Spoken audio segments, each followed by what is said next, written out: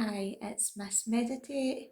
I have frankincense incense just now, which is very in line and blends very well with our stone of the week, labradorite, the stone of transformation, the butterfly stone. Frankincense blends very well with this stone and helps support transitions. That little caterpillar that changes into, births itself anew, rebirths itself into the butterfly. I hope you got your bird sign. Maybe you asked for your bird sign today. If you did, I would love to hear what your bird sign was. I saw a beautiful little robin as soon as I left my house, and I love robins. They have got deep spiritual, meaningful meanings for me personally. So that was a lovely sign to see, and I would love to hear what your sign was if you saw your beautiful bird sign, or if you're just present with the birds or remember or seeing things from a higher perspective.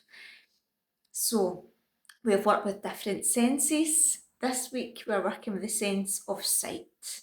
Can you see the signs? Just like the birds see things from a higher perspective, and we spoke about that yesterday, last night. Can we then deepen that to see someone else's viewpoint and perspective from a different viewpoint? A little bit harder. Can we listen and see someone else's viewpoint on a situation? Can we be present to see not only our own experiences from a higher perspective? Can we see others' viewpoints from a different perspective? So opening ourselves up from being fixed, closed mindsets to maybe being allowing ourselves a little bit of space and openness to see things in a new light. A little task, a wee bit harder, but let's give it a try and see. And I did say that we'd be working with Goddess Gaia this week. However, Goddess Matt seems to be running the show. She came in during one of the readings and I feel her presence very strongly, especially with all the bird energy and the butterflies and the wings. So we're going to be working with Goddess Matt this week. And next week we'll work with Goddess Gaia. And that works well because when I'm doing the planet cards on Sunday in the part 2 of the reading of the astrology signs and the planets, Gaia comes in with the world cards. So we'll work with Goddess Gaia next week. Goddess Matt came in and said, I'm here, and I got involved, so here she is. And this card is from the Legendary Ladies Oracle pack by Anne Chien, and they're so colourful and beautiful and very symbolic. So they're lovely cards to look at. So as you can see, she's got her feather wings, she's got her scales like the Libra card, the Justice, remember, she's weighing up everyone's hearts, are their hearts as light as a feather.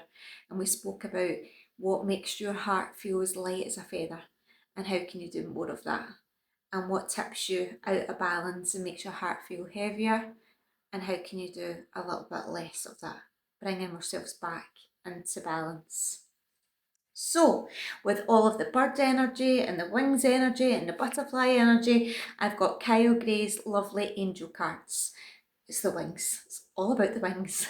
It might even be a physical flight. It might be the wings of a plane. We've spoke about the Sagittarius card last night and travel, and Sagittarius is a sign of travel. Maybe you've been looking at that and looking for a way to travel to that place that's calling you. Just having a little think whether that's travelling in your mind, whether that's making a physical plan to physically travel somewhere.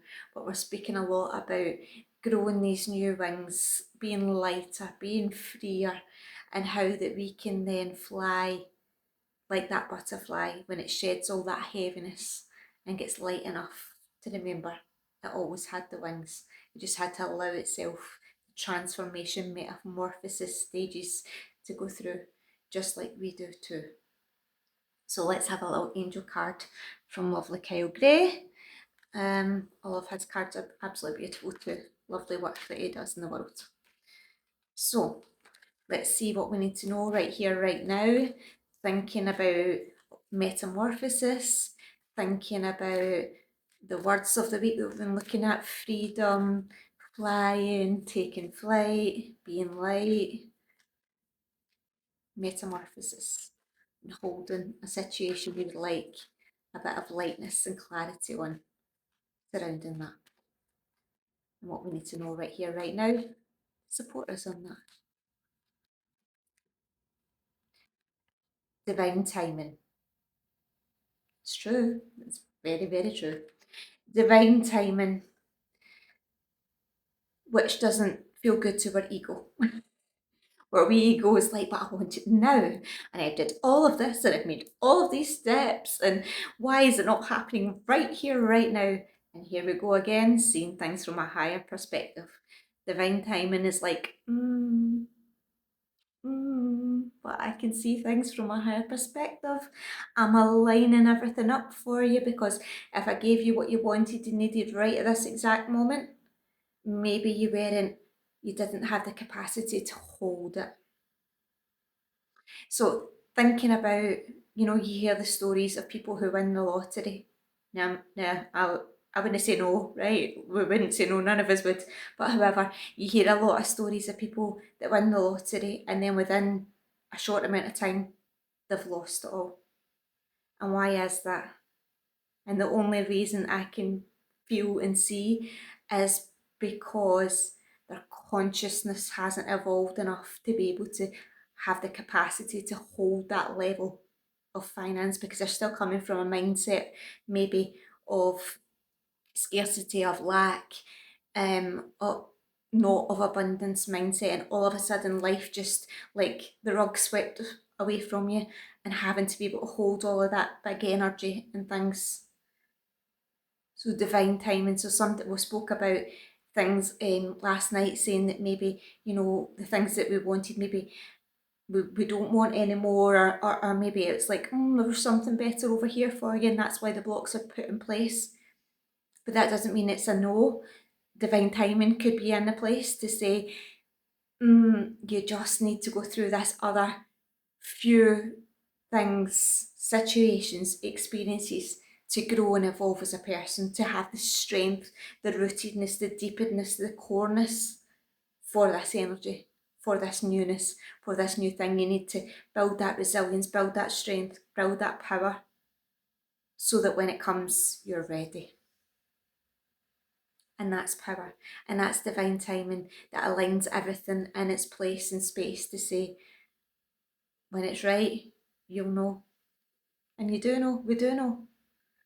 But when that wee ego mind comes in, it's like, but what's it now? And patience, I'm being patient. Complete opposite of being patient. But when we trust in divine timing and say, okay, it's not when my wee ego mind self says, when whatever word you want to use, higher power, higher self, whatever word looks and feels right to you, you place this word in here and then say, this knows. I think this might know a wee bit more than me. So when we rest into that and say, well, as long as I'm taking the actionable steps towards, as long as I'm doing my little bit, as long as I'm learning along the way, as long as I'm growing and evolving, I truly trust that when what is for me is meant for me will return to me, will come to me. As my wee granny always said, what's for you won't go by you, hen. That I believe. What's truly for you won't go by you. No matter what it looks like, or when you trust in that heart wisdom, when you trust in that divine timing, when you trust that you're guided and supported, that whatever is truly for you will make its way to you in the right divine timing. There we step out that ego mind. There we can relax a bit more into being. There we can see things from a higher perspective. There we can see other people's viewpoints from a different perspective as well, because we begin to understand the bigger picture that is bigger than just our wee ego mind. There's a bigger zoomed out version that's like, I'm aligning everything for you, but do you trust? Do you truly trust? Can you meet the universe, or whatever word you want to use, halfway and say, okay, I'm taking my wee step. I'm trusting that you're going to align the next path. I'm trusting you're going to open the path and the way for me as long as I make one wee step. And I'm saying, look, I do mean it. I really do. I'm going towards it, but I'm not saying if this doesn't happen right here and right now, then that's it. I'm giving up. It's like that action plan. I'm galloping towards it. And the card last night, the Sagittarius card about galloping towards and aiming that arrow for December and where we want to be and galloping towards that. Remember, we're also in the fire horse year in the Chinese zodiac. We're in the fire horse year. So there's a fire energy that's helping us push forward. So when we trust in that divine timing, it might not be right here, right now, but when we're galloping towards, when we've got quiet and still enough, first of all, to truly listen to what's in here, and then begin to gallop towards it, make that aim, make that plan, then the path is shown. And then we truly trust in divine timing. It will all arise perfectly, even better than we could have worked out in our own wee consciousness mind. Divine timing. So, in divine timing, I'll quickly choose as one of our little astrology cards for the week. And tomorrow night we'll do a deeper meditation with Matt and getting our wings, and we'll take that into a deep meditation tomorrow night. So come in your pajamas, relaxed and ready to rest afterwards. And what do we need to know right here, right now, to help us with divine timing? The moon, Selene. There she is. We worked with her last week, the subconscious, the inner feminine. Do we trust in divine timing? Do we trust that as the moon waxes and wanes, as you remember, we spoke about her, she goes into digital detox for 4 days, she's out of the sky before she's birthed anew. So she's got the energy, the fire energy to come births anew, grow and grow and grow. And then what does she do? She begins to retract and retract and retract, and then she pushes out again. That same contraction and expansion, contraction, expansion within ourselves. We trust in divine timing that the moon will always be there, that she's always in her phases of the 28 days. She goes through the whole cycle. That same 28-day cycle within ourselves, that not every day is the push, push, push, that we gather our energy and then we move, we gallop, we move forwards, and then we retract in, gather our energy, and then we do that out in the world. And what is the moon? Supported by the sun. The light of the sun gives her her light.